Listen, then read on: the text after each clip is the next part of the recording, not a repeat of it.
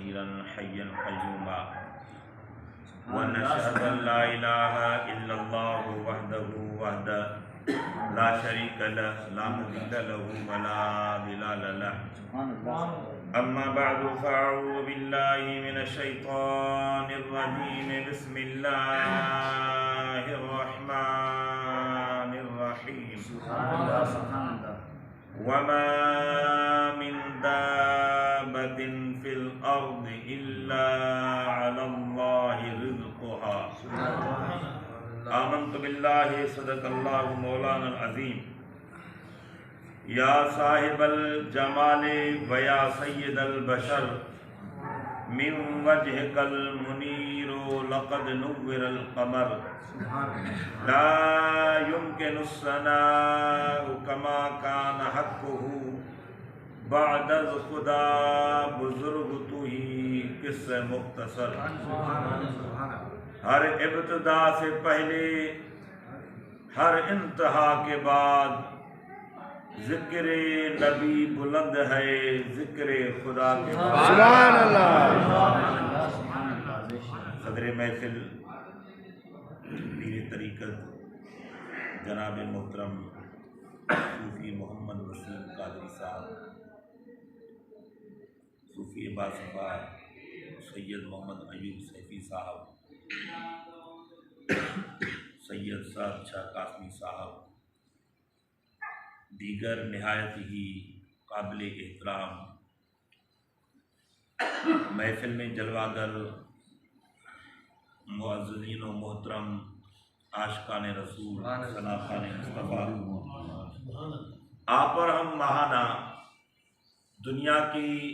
تمام تر مصروفیات کو ترک کر کے اپنے ذہن میں اس بات کو بٹھاتے ہیں کہ ماہانہ محفل حلقہ ذکر نعت اور واعظ و نصیحت کا ایک اللہ کے کامل کے احاطے میں ہے، جسے پڑھنے سننے سمجھنے اور کچھ حاصل کرنے کے لیے ہم آتے ہیں۔ محافل و تقاریبات مختلف مقامات پر ہوتی ہیں، لیکن جہاں اللہ والوں کے احاطے اور جہاں ان کے مزارات ہوتے ہیں وہیں پر اللہ کی رحمت خاص ہوتی ہے۔ اس لیے ارادے اور تمنا سے ہر بندہ اپنا وقت نکال کر آتا ہے، اور انتظامیہ جو اہل محبت آنے والوں کے لیے اس دربار شریف کے احاطے کو سجاتے ہیں، یہ اعمال اللہ کی خاص نگاہ سے بعید نہیں ہیں۔ آج میں نے جو آیت کریمہ کی تلاوت کرنے کا ارادہ کیا اور جو موضوع ذہن میں آیا وہ یہ کہ دور حاضر میں ہر بندہ کاروبار میں بے برکتائی کی شکایت کرتا ہے،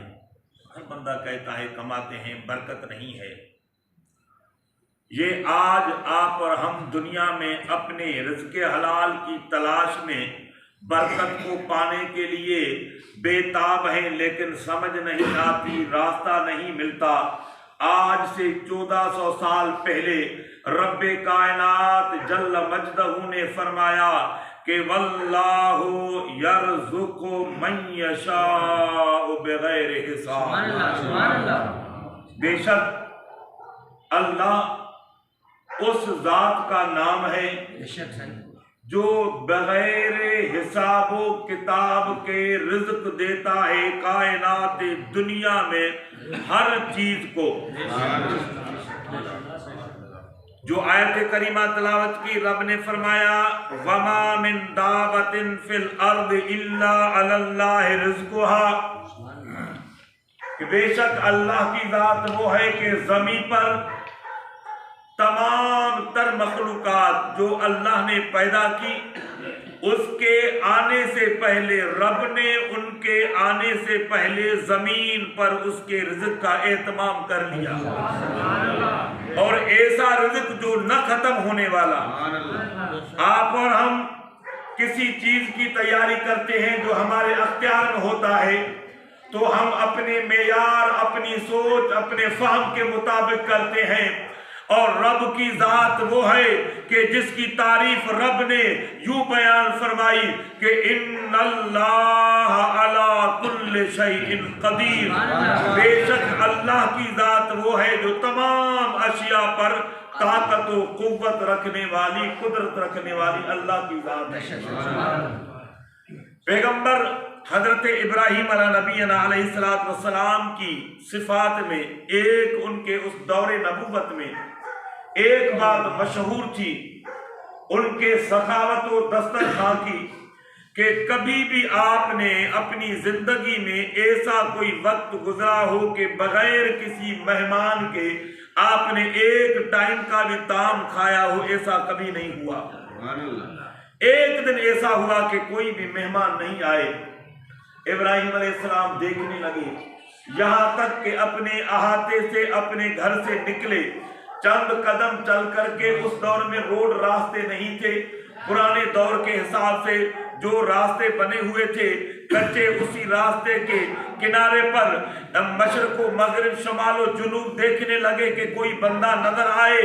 اور دعا کرنے لگے، میرے مولا تو مجھ سے اتنا ناراض ہے کہ آج مجھے مہمان کے بغیر کھانا کھانے کا مجھے موقع فراہم ہو رہا ہے، مولا یہ مہین میں نہیں چاہتا، تیرے خزانے میں، تیری قدرت میں کمی نہیں، کسی اپنے بندے کو بھیج دے کہ آپ کے رزق دیے ہوئے کو میرے ساتھ مل کر کس طرح عمل کرے۔ ابراہیم علیہ السلام نکلے،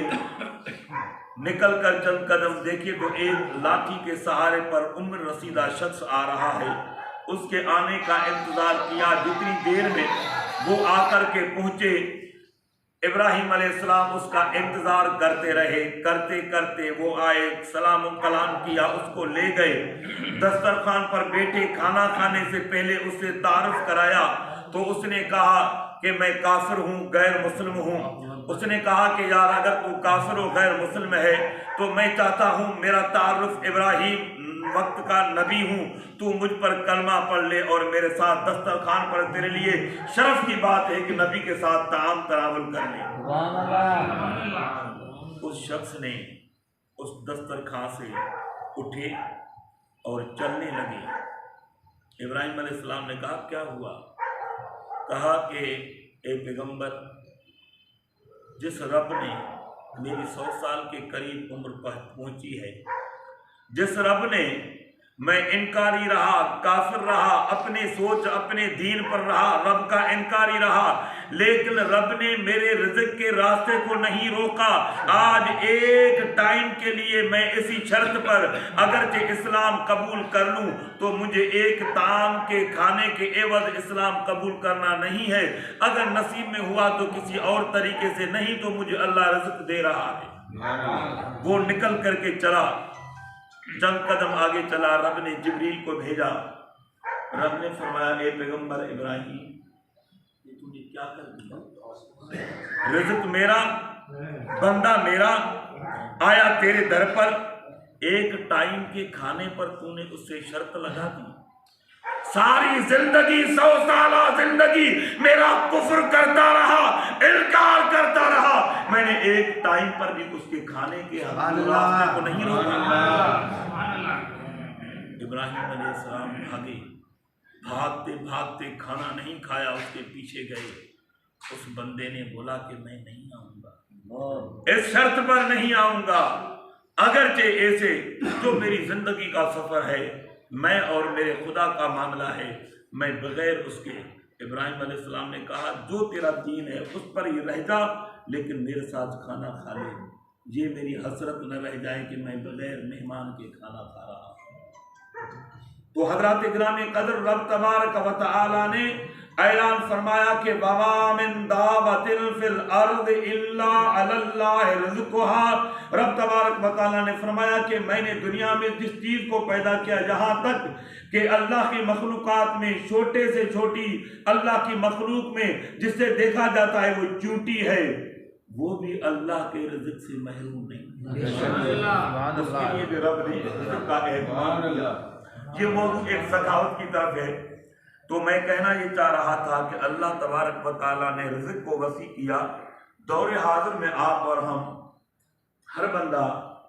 برکت کی شکایت کرتا ہے، کاروبار کی شکایت کرتا ہے، بے چینی و پریشانی کی ہر وقت شکایت کرتا رہتا ہے. اس کی وجہ کیا ہے؟ اس کی وجہ یہ ہے کہ ہم خود لوگ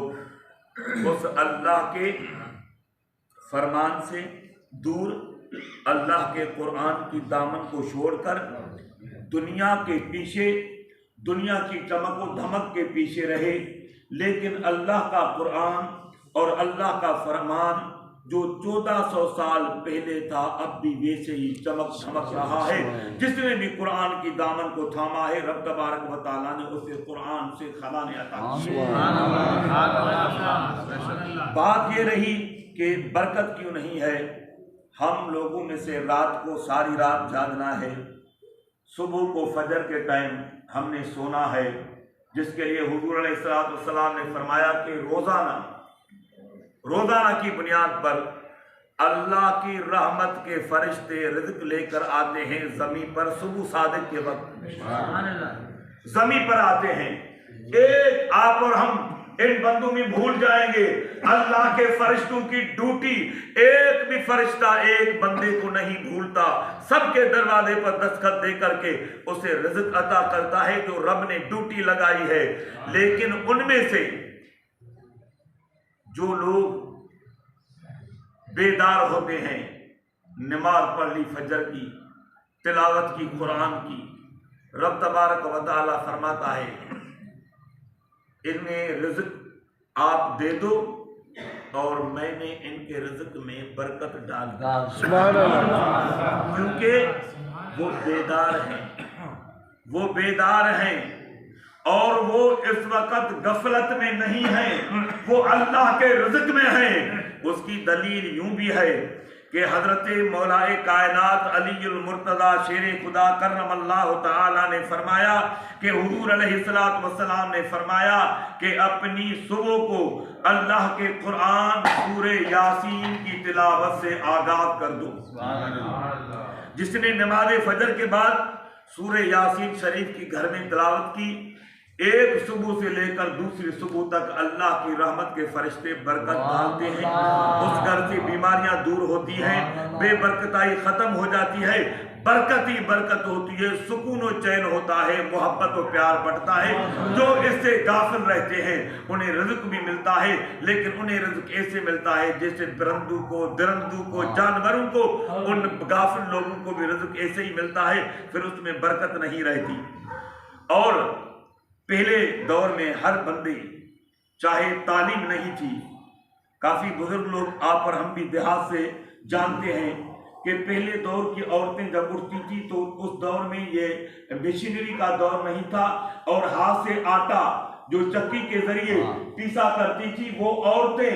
صبح کو اٹھتی، صبح صادق کے وقت، آذان سے پہلے، تہجد کے وقت باوضو ہو کر کے، جن میں نصیب ہوتا نماز پڑھتی نہ بھی صحیح تو وہ وضو کر کے چند دانے گندم کے اٹھاتی اور اٹھا کر کے جب وہ اپنے اسی چکی پر پیسنے کے لیے بیٹھتی تو وہ عورتیں ایک ایک مٹھی ڈالتے وقت پڑھتی بسم اللہ الرحمن الرحیم پڑھ کے ڈال کر وہ عورتیں جب تک جیسے اس چکی کی آواز چلتی وہ عورتیں اسی کے ساتھ سر ملا کر کے پڑھتی لا الہ الا اللہ لا الہ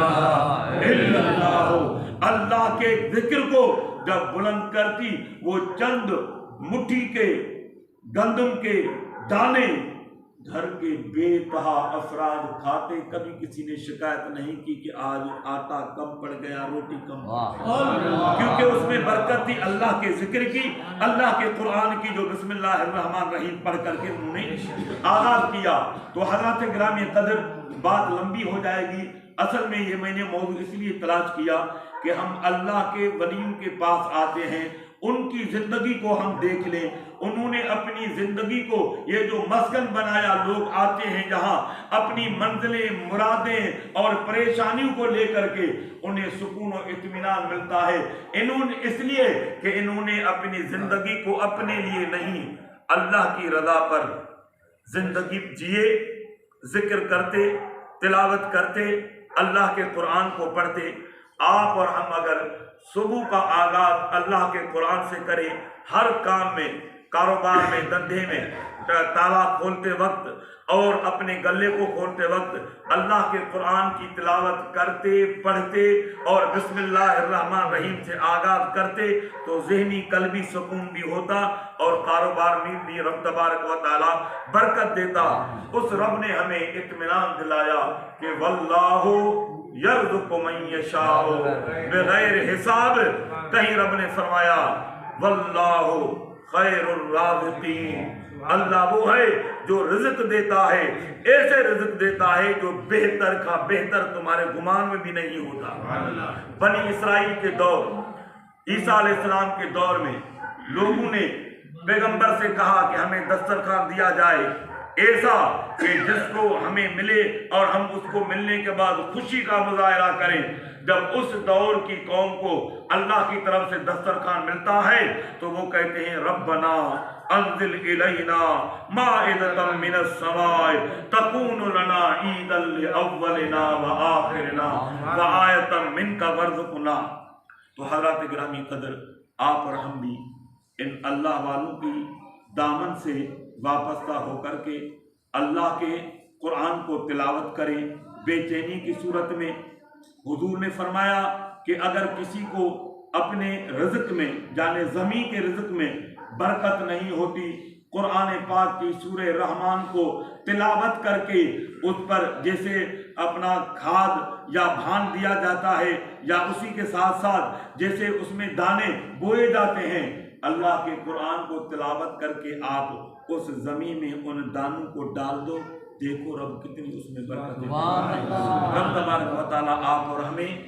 اللہ کے قرآن کو پڑھنا، قرآن پر عمل کرنا، قرآن کی مدد سے رزق حلال کو تلاش کرنا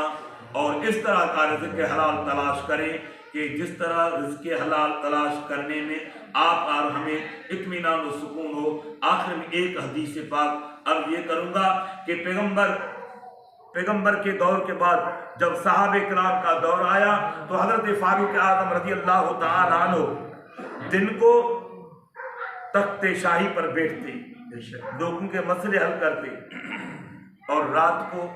شادی پوشاک پہن کر ہاتھ میں لاٹھی لے کر کے مدینے پاک کے باشندہ لوگوں کی چوکیداری کیا کرتے۔ ایک دن ایسا ہوا کہ ایک فیملی تھی جس میں روایات میں ایک ماں بیٹی بیوہ ماں تھی، وہ رہا کرتی تھی، بیٹی چھوٹی تھی۔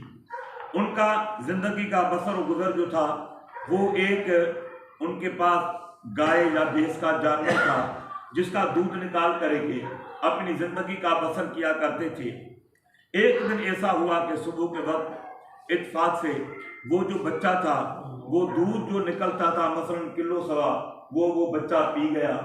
انہیں جو دودھ ملنا تھا جس کے ذریعے دن کا بسر گزر کرنا تھا وہ ان کا جو ہے ختم ہو گیا۔ جب دیکھا صبح کو ماں اٹھی تو بیٹی کو کہا کہ مثلاً 1 کلو دودھ نکالنا ہے تو یہ 3 پا ہے، اب ہمارا گزر نہیں ہوگا۔ تو بیٹی ماں سے مشورہ کرتی ہے، ماں اسے کہتی ہے کہ ماں ابھی دودھ تو کم ہے، کیا کریں؟ ماں کہتی ہے کہ اگر میں اس میں تھوڑا سا پانی ملا کر کے اب وہ پیمانہ پورا کر دے تو کیا کسی کو پتہ چلے گا، اپنا کام بھی ہو جائے گا، ایک دن کا تو کام ہے۔ تو بیٹی نے کہا اے امی آپ کو پتہ ہے کہ ہم ہیں بھی غریب ہیں بھی، ہمارا آگے پیچھے بھی کوئی نہیں، ہم 2 ہیں، ایسا نہ ہو کہ یہ پتہ چلے عمر فاروق کو اس کا عدل و انصاف اس وقت مدینے میں ڈنکے کی چوٹ پر ہے جس سے درند بلکہ اس کے نام سے شیطان بھی تو بھاگ جاتا ہے، ایسے عمر کے دور میں ہم یہ کیا کر سکتے ہیں؟ تو ماں نے کہا کہ اے میری بیٹی اب رات کا پہر ہے،